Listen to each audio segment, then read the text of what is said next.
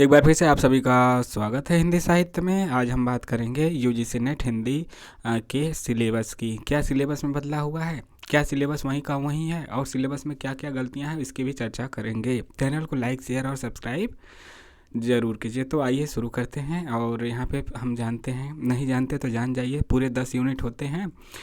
UGC net का exam में paper 1 होता है आपका, उसमें 50 क्वेश्चन होते हैं जनरल पेपर। दूसरा पेपर आपका वहीं पीजी वाला, यानी कि जो आपका परास्नातक यानी कि एमए एमएससी या फिर आपका जो पोस्ट ग्रेजुएशन में है वह पेपर आपका रहता है।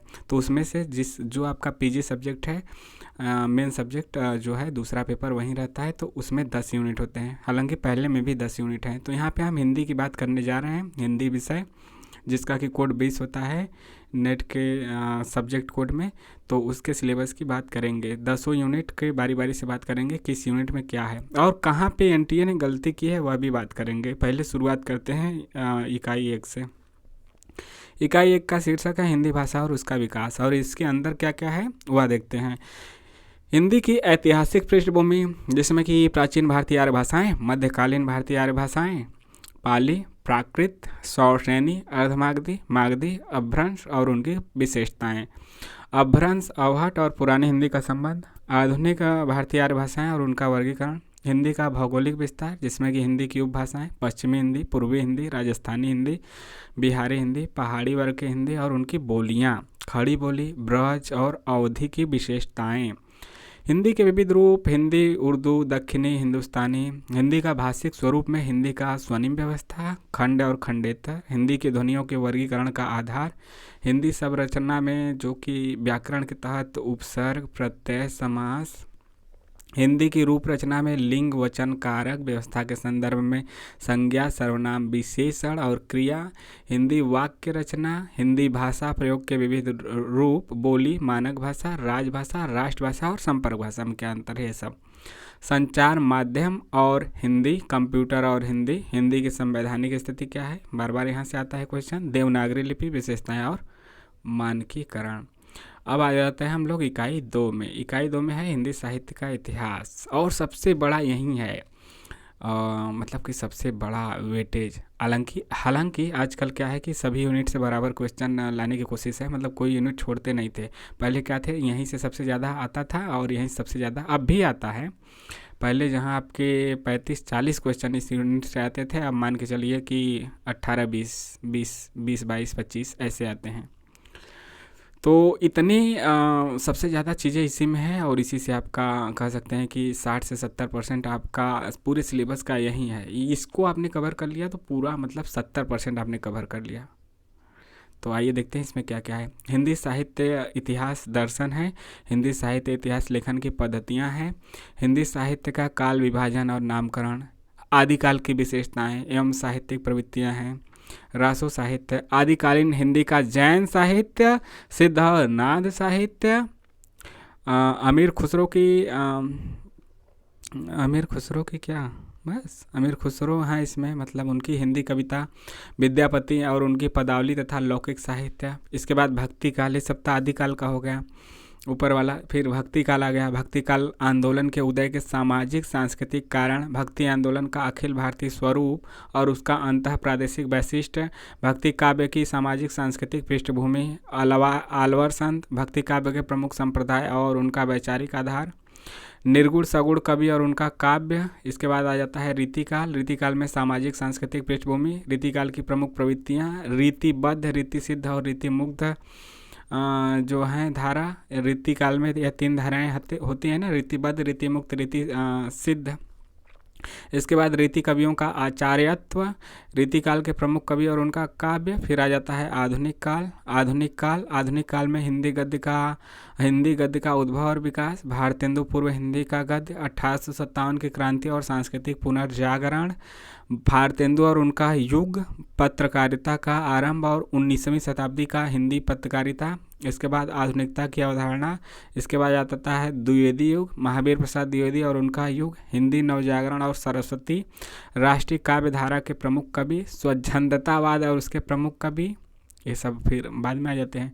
इसके बाद अब आपका इसमें आ जाता है क्या, छायावाद। छायावादी काव्य की प्रमुख विशेषताएं, छायावाद के प्रमुख कवि, प्रगतिवाद की अवधारणा, उसके बाद जानते हैं प्रगतिवाद आ गया, प्रगतिवादी काव्य और उसके प्रमुख कवि, प्रयोगवाद और फिर नई कविता, छायावाद, प्रगतिवाद, प्रयोगवाद, नई कविता, ये सब आने वाले समय में ये सब मतलब कि इसके बाद आपका एक के बाद एक चीज़ें बदलती गई और उसका नाम भी बदलता गया, छायावाद, प्रगतिवाद, प्रयोगवाद, नई कविता। तो इन सब का हमें क्रमवार तरीके से अध्ययन करना है। नई कविता के कवि, समकालीन कविता वर्ष 2000 तक, उसके बाद समकालीन साहित्यिक पत्रकारिता, यहाँ से क्वेश्चन बनते हैं।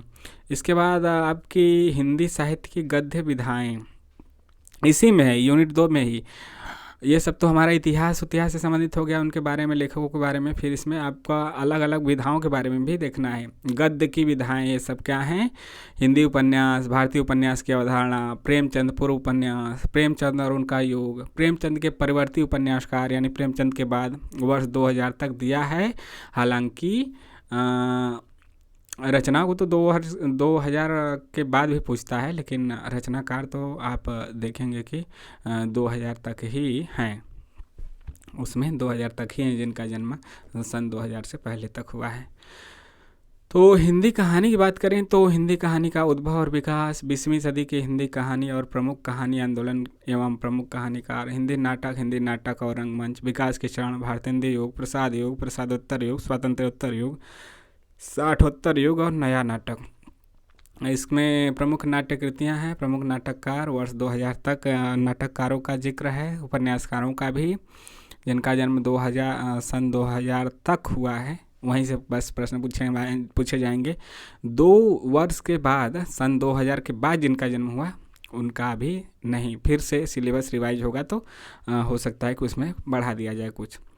हिंदी निबंध का उद्भव और विकास, हिंदी निबंध की बात करें तो नहीं, इसमें कुछ छूटा है ना। हिंदी रंगमंच और विकास के चरण, नाटक वाले में हिंदी का लोक रंगमंच, नुक्कड़ नाटक भी है, जैसे कि औरत एक नुक्कड़ नाटक है। हिंदी निबंध का उद्भव और विकास की बात की जाए तो हिंदी निबंध का उद्भव विकास, हिंदी निबंध के प्रकार और प्रमुख निबंधकार यहाँ ये आपके निबंधों से हैं। आलोचना भी है, यानी उपन्यास हो गया, कहानी हो गया, नाटक हो गया, निबंध हो गया, आलोचना हिंदी आलोचना का उद्भव और विकास, समकालीन हिंदी आलोचना एवं उसके विविध प्रकार, प्रमुख आलोचकों को भी पढ़ना है। हिंदी की अन्य गतिविधियाँ भी आती हैं, जैसा कि रेखाचित्र, संस्मरण, यात्रा साहित्य, आत्मकथा, जीवनी, रिपोर्टाज और डायरी।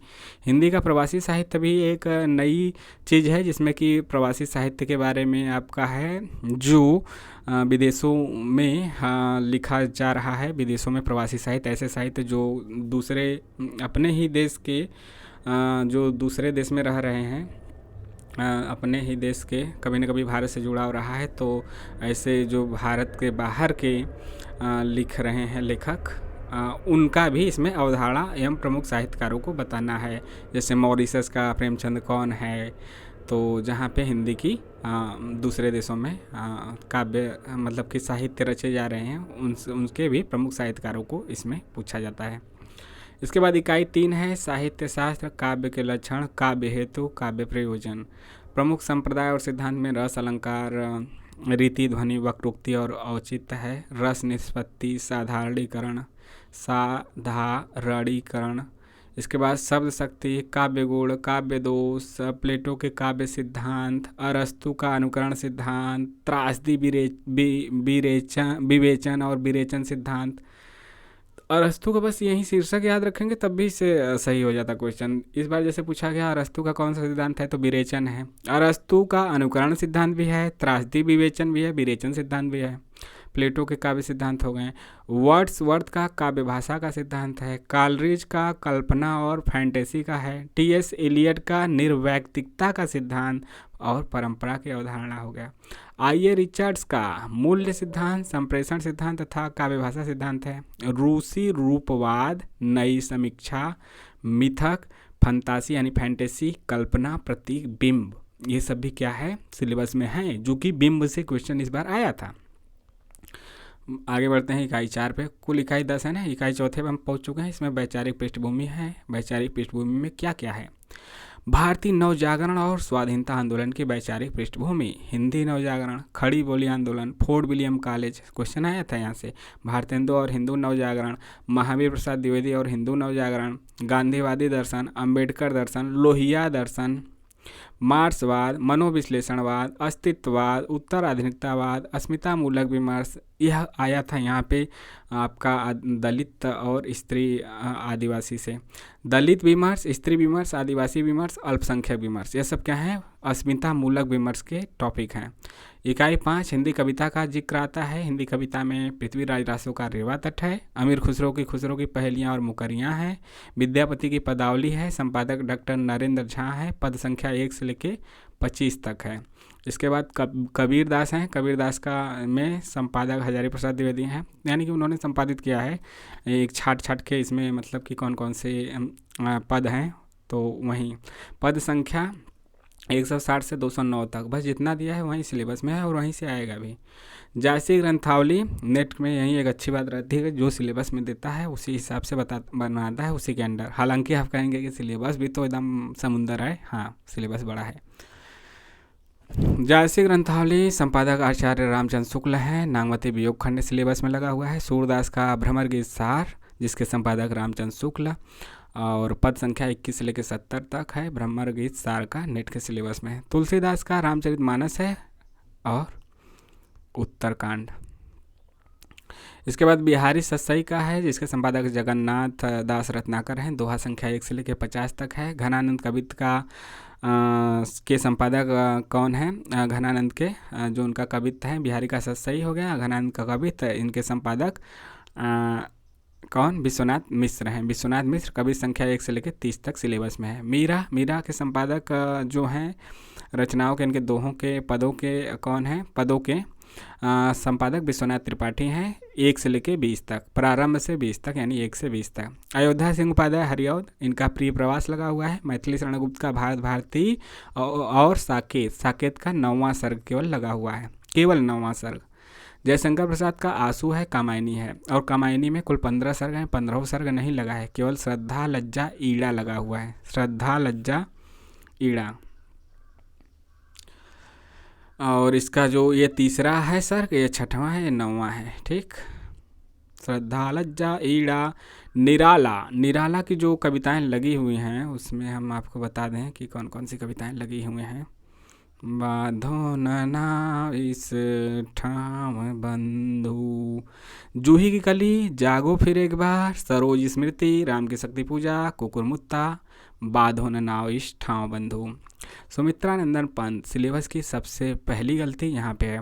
इनकी जो रचना है परिवर्तन, प्रथम रश्मि और द्रुत झरो जगत के जीर्ण पत्र, यह यहाँ से काट दीजिएगा, आप इसको संशोधन कर लीजिए। यह महादेवी वर्मा का नहीं बल्कि सुमित्रानंदन पंत का है। महादेवी वर्मा का है अगला, बीन भी हूँ मैं तुम्हारी रागनी भी हूँ, मैं नीर भरी दुख की बदली, फिर विकल हैं प्राण मेरे, यह मंदिर का दीप इसे नीरव जलने दो। इतनी इनकी लगी हुई रचनाएं हैं, ठीक है। No no no no no no बंधु। आगे रामधारी सिंह दिनकर जी हैं। रामधारी सिंह दिनकर की बात करें तो इनका उर्वशी का 3रा अंक लगा है और रश्मि रथे पूरा का पूरा। नागार्जुन है। कालिदास हैं, बादल को घिरते देखा है, कालिदास बादल को घिरते देखा है, अकाल और उसके बाद खुरदुरे पर शासन की बंदूक, मनुष्य हूँ। इसके बाद आ जाते हैं सच्चिदानंद हीरानंद वासहन अज्ञेय। इनकी कविता है कलगी बाजरे की, यह दीप अकेला, यहाँ पे देखिए मंदिर का दीप इसे नीरव जलने दो, महादेवी वर्मा का इस नाम से है। यह दीप अकेला, अज्ञेय का यह दीप अकेला नाम से है, तो दोनों में कन्फ्यूज हो सकता है आपको। हरी घास पर क्षण भर है, असाध्य वीड़ा है, कितनी नाव में कितनी बार है। भवानी प्रसाद मिश्र का है, बहुत ज़्यादा यह इंपॉर्टेंट है, हर बार आ जाता है लगभग। गीत फरोश और सतपुड़ा के जंगल है। मुक्तिबोध, यूपी हायर में भी कविता लगी है। मुक्तिबोध का भूल गलती और ब्रह्म राक्षस अंधेरे में, 3 कविता, भूल गलती, ब्रह्म राक्षस और अंधेरे में ब्रह्म राक्षस। धूमिल की कविता है, नक्सलवाड़ी है, मोचीराम है, अकाल दर्शन है, रोटी और संसद है। अकाल दर्शन, रोटी और संसद। और यहाँ पे देखिए नागार्जुन में क्या है, अकाल और उसके बाद, और धूमिल में क्या है, अकाल दर्शन। तो महादेवी वर्मा और अग्गे जो दीप वाला है उसमें कन्फ्यूजन नहीं होइएगा। धूमिल और नागार्जुन के अकाल वाले में भी कन्फ्यूजन नहीं होइएगा।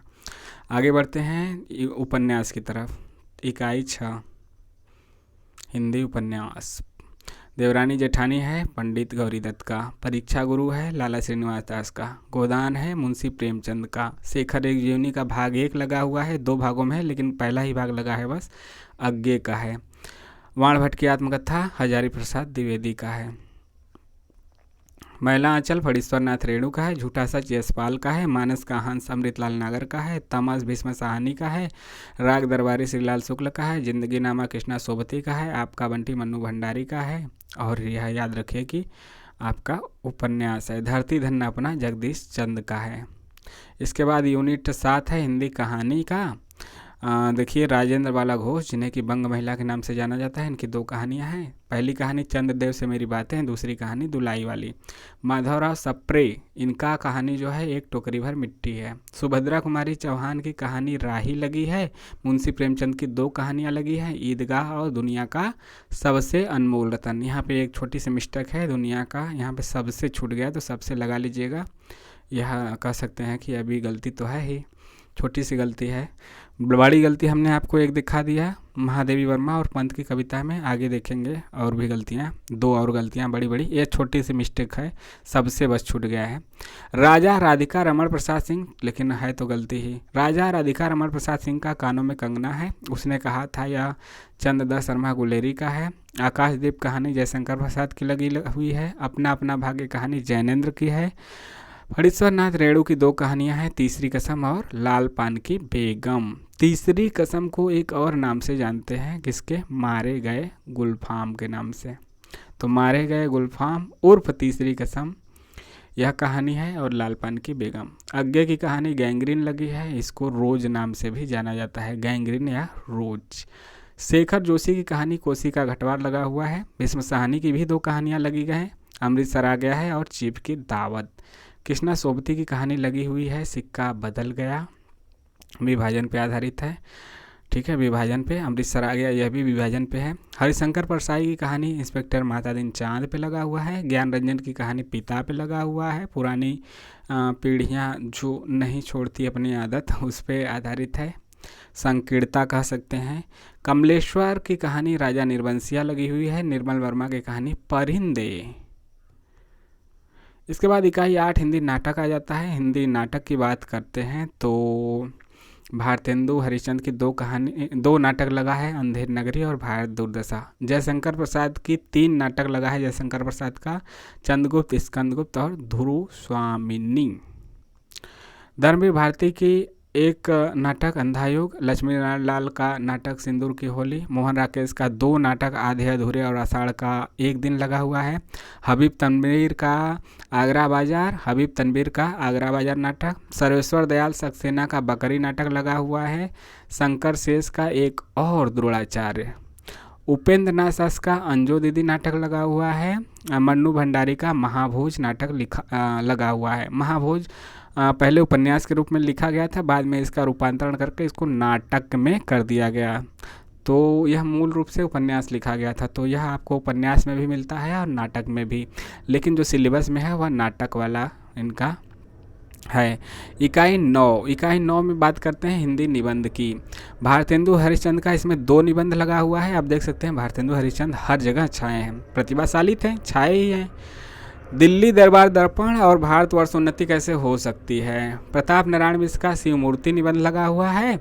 और यहाँ पे एनटीए ने एक बड़ी गलती की, एनटीओ को आप ज़रूर इस पर सुधरवाइएगा, मतलब कि सब लोग मिल के कहेंगे तभी तो सुधारेगा। ईमेल कीजिए खूब लोग। बाल मुकुंद गुप्त का है, शिव शंभू के चिट्ठे किसका है? बाल मुकुंद गुप्त का, न कि बालकृष्ण भट्ट का। तो यहाँ पे बाल मुकुंद गुप्त लगा लीजिएगा।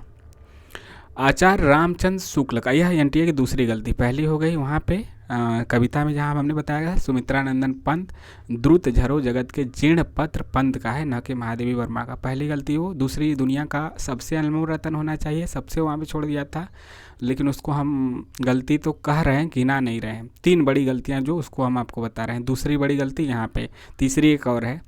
रामचंद्र शुक्ल का है कविता क्या निबंध लगा हुआ है। हजारी प्रसाद द्विवेदी का नाखून क्यों बढ़ते हैं यह लगा हुआ है। विद्यानिवास मिश्र का मेरे राम का मुकुट भीग रहा है यह निबंध लगा हुआ है। अध्यापक पूर्ण सिंह का मजदूरी और प्रेम निबंध लगा हुआ है। कुबेर नाथ राय का उत्तर फाल्गुनी के आसपास लगा हुआ है। विवेकी राय का उठ जाग मुसाफिर लगा हुआ है। नामवर सिंह का संस्कृति और सौंदर्य यह निबंध लगा हुआ है। इकाई 10 की बात करें तो आत्मकथा, जीवनी और अन्य गद्य विधाएं। देखिए इसमें राम वृक्ष बेनीपुरी का जो लगा हुआ है, इसे शब्द चित्र या फिर संस्मरण कह सकते हैं। माटी की मूर्तें। महादेवी वर्मा का रेखा चित्र ठकुरी बाबा है। तुलसीदास नहीं, डॉक्टर तुलसी राम का है जो कि आजमगढ़ के रहने वाले हैं। मुर्दहिया इनकी आत्मकथा है, 2 भागों में है लेकिन सिलेबस में एक ही भाग है। दूसरा भाग एक मणिकर्णिका नाम से है इनका, लेकिन मुर्दहिया यह सिलेबस में है। शिवरानी देवी का जो लगा हुआ है जीवनी प्रेमचंद घर में, मुंशी प्रेमचंद के जीवन पर आधारित। मनु भंडारी का एक कहानी, यह भी इनकी आत्मकथा है मनु भंडारी की। विष्णु प्रभाकर का जो आवारा मसीहा या जीवनी शरदचंद के ऊपर लगी हुई है। इसके बाद हरिवंश राय बच्चन की आत्मकथा क्या भूलूं क्या याद करूं लगी हुई है। वैसे तो पूरे 4 भाग हैं लेकिन यही एक भाग इसमें लगा हुआ है। रमणिका गुप्ता की आत्मकथा आप हुदरी लगी हुई है। इनका भी 2 भागों में है, एक हादसे नाम से भी है लेकिन यह आप हुदरी ही लगा हुआ है। हरिशंकर परसाई का जो व्यंग रचना है भोलाराम का जीव लगा हुआ है। और कृष्णचंद्र का भी यह व्यंग रचना जामुन का पेड़ लगा हुआ है। इसके बाद रामधारी सिंह दिनकर का संस्कृति के 4 अध्याय यह आपका लगा हुआ है। मुक्तिबोध का एक लेखक की डायरी, यहीं पे हो गई एनटीए की तीसरी बड़ी गलती। यहाँ पे एक लेखक की डायरी नहीं, एक साहित्यिक की डायरी होनी चाहिए। क्या होनी चाहिए? एक साहित्यिक की डायरी। तो यहाँ पे साहित्यिक बना लीजिएगा। तो मुक्तिबोध की जो लगी हुई रचना कौन है? एक साहित्यिक की डायरी। राहुल सांकृत्यायन का यात्रा वृत्तांत लगा हुआ है, मेरी तिब्बत यात्रा। अज्ञे सच्चिदानंद हीरानंद वात्स्यायन अज्ञे का जो लगा हुआ है यात्रा वृत्तांत वह है अरे यायावर रहेगा याद। अरे यायावर रहेगा याद। तो यह प्रमुख रचनाएं हमने आपको बता दी। प्रमुख रचनाएं हमने आपको बता दिया। यह सब यहाँ पे सभी 10 यूनिट की रचनाएं समाप्त हुई। आपको यह कैसा लगा ज़रूर बताइएगा कमेंट के माध्यम से। और सभी सिलेबस आप जान गए, इसमें सभी गलतियाँ भी जान गए। पूरे गलतियों की बात की जाए तो 4 गलतियाँ हैं। चारों गलती हमने आपको बता दिया कि शिव शंभू की चिट्ठी किसका है? बाल मुकुंद गुप्त का। द्रुत झरो जगत के जीर्णपद किसका है? सुमित्रानंदन पंत का। कहानी में दुनिया का सबसे अनमोल रतन होगा। और यहाँ पे एक लेखक की डायरी नहीं बल्कि एक साहित्यिक की डायरी होगी। तो 4 गलतियाँ, 3 हमने वहाँ पे की थी कि बड़ी 3 गलतियाँ हैं। लेकिन वहाँ पे सबसे भी छूटा था, इसलिए तो 2 बड़ी गलती कह सकते हैं, 2 मामूली गलती। 2 बड़ी गलती जिसमें लेखक ही चेंज है और 2 मामूली गलती। तो यह सब आपको कैसा लगा कमेंट के माध्यम से जरूर बताइए। चैनल को लाइक शेयर सब्सक्राइब कीजिए। टेलीग्राम से भी जुड़िए जिसका लिंक डिस्क्रिप्शन बॉक्स में है। नमस्कार।